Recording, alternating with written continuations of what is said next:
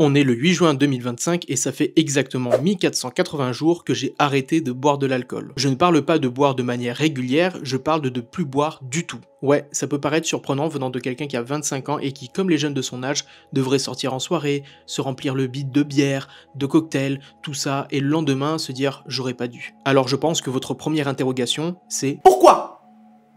La raison, elle est simple, j'ai fait une prise de sang. Vous comprenez pas trop ce que ça vient faire là, alors laissez-moi vous faire une mise en contexte. En mai 2021, j'étais en vacances en Corse avec une amie, et pendant le séjour, ma mère m'a conseillé par simple curiosité d'aller faire une prise de sang pour voir si tout allait bien. Il faut savoir que je n'avais pas de signaux d'alerte comme des douleurs ou ce genre de choses, c'était vraiment un contrôle banal. Sacré contrôle. J'effectue ma prise de sang en laboratoire, et quelle fut ma surprise de voir qu'au global, les indicateurs relevés étaient bons sauf un, les transaminases. Oui, je sais, pour 98% d'entre vous, ce mot est inconnu. Regardez, on va faire simple. En gros, c'est l'indicateur de gras de votre foie. Et pour être dans la norme, il faut être entre 10 à peu près et 50. Et vous savez à combien il était le mien ?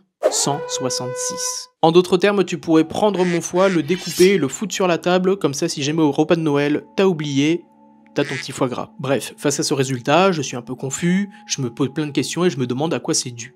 Après avoir pris un rendez-vous pour faire des échographies, être allé chez une nutritionniste, tout ça, j'en arrive à une conclusion. De 1, mon foie est en stéatose, et de 2, j'ai ce qu'on appelle la maladie du foie gras hépatique non alcoolique. Là, encore une fois, vous ne comprenez pas les termes, c'est normal. La maladie, elle signifie que mon foie est gras, mais pas à cause de l'alcool, mais à cause d'autre chose. Vous le voyez venir, et pour la stéatose, voici un schéma des différentes phases de détérioration du foie. En gros, chaque phase est réversible, mais par contre, la dernière phase, si vous y êtes, et bah là c'est cuit. Donc, en de gros termes, j'ai un foie très fragile. Mais alors vous vous dites pourquoi avoir arrêté l'alcool si ce n'est pas la cause du problème? Eh bien la réponse est simple, je n'aime pas l'alcool. C'est-à-dire que pour ceux qui me fréquentent et qui m'ont déjà vu boire de l'alcool en soirée, je buvais socialement. Pour prendre part à des soirées, pour éviter l'exclusion ou le dénigrement parce que je ne suis pas comme tout le monde. À vrai dire, je pense que je n'ai jamais profondément aimé le moindre verre que j'ai bu de ma vie. Encore mieux, quand j'allais en boîte, je demandais toujours un soda bien sucré, histoire de faire passer le goût que je n'aimais pas. Bon, je pense que jusque là, il y a certains de mes potes qui vont être choqués. Certains vont me dire que je n'ai pas goûté le bon alcool, mais vous inquiétez pas, j'ai goûté à toute bière, vin, à alcool fort, tout ça, j'aime pas. En fait, toutes les fois où j'ai bu et j'ai joué le plaisir de boire, c'était faux. Et regardez, ça c'est une étude qui montre le nombre de personnes qui, en France, boivent socialement. J'entends beaucoup d'histoires de personnes qui se forcent à boire à Noël parce que les darons, ils ont amené du vin et genre, non, et ils sont... J'ai eu une anecdote comme ça où quelqu'un qui m'a dit, genre, je bois pas d'alcool. C'est une personne qui est un peu plus jeune que moi, dans son mode de vie, elle boit pas d'alcool, quoi. Mais elle m'a dit, je me force à, le seul jour où je me force à boire, c'est le soir de Noël parce que si je bois pas le vin que mon père m'a acheté, il va bouder, quoi. Moi, ce que j'ai compris, c'est que je me servais de l'alcool à plein de moments pour gagner confiance en moi, pour quand je m'ennuyais et que c'était devenu un réflexe pour plein de trucs et tout. Et donc, je pense que cette période-là de Dry January, c'est trop bien parce que c'est pas très long et que du coup, tout le monde peut se challenger, tout le monde peut en parler. Cette période, elle est hyper importante pour que tout le monde, et pour capter aussi la pression sociale. J'ai un retour qui m'a vachement marqué quand j'ai fait ma vidéo sur le fait que j'ai arrêté l'alcool pendant 1 an.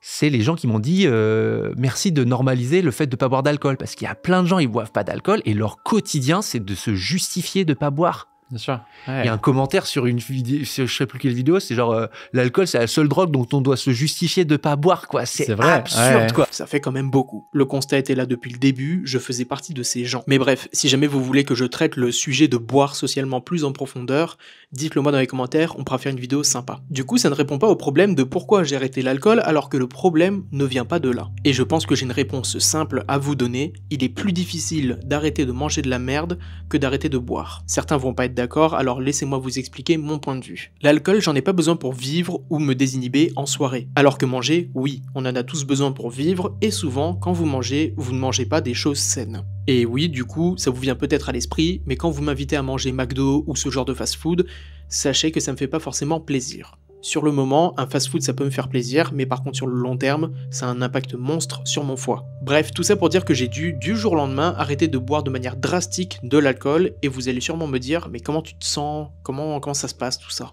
Écoutez, déjà, je pense que d'un point de vue financier, je m'y retrouve beaucoup mieux puisque j'ai plus ces sorties, ces soirées où j'ai des dépenses folles en termes d'alcool. Je me sens plus obligé de boire pour dire que je vais faire comme tout le monde. Et d'ailleurs, pour ma part, mes amis ont été très compréhensifs sur le sujet, même si au début c'était un peu brusque puisque personne ne comprenait ce qui se passait. Aujourd'hui, on va dire qu'avec mon corps, ce n'est plus un combat social, car ne ressentant plus le besoin de boire entouré de gens, je suis alors débarrassé d'un problème.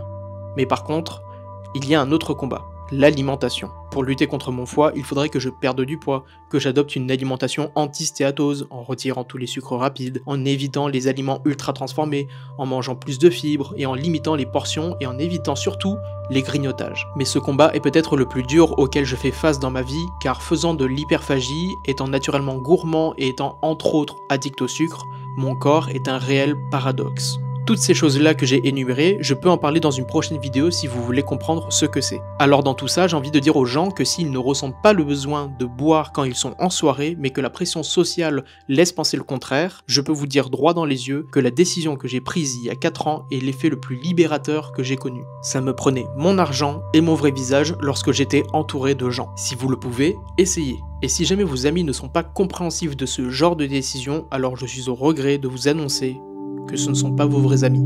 Merci d'avoir regardé cette vidéo qui, je l'espère, vous aura appris certaines choses sur cette consommation de l'alcool. Vous pouvez vous abonner à ma chaîne pour suivre le reste de mon aventure si vous le souhaitez. Et moi je vous laisse, je vais boire de l'eau. C'était Andrea.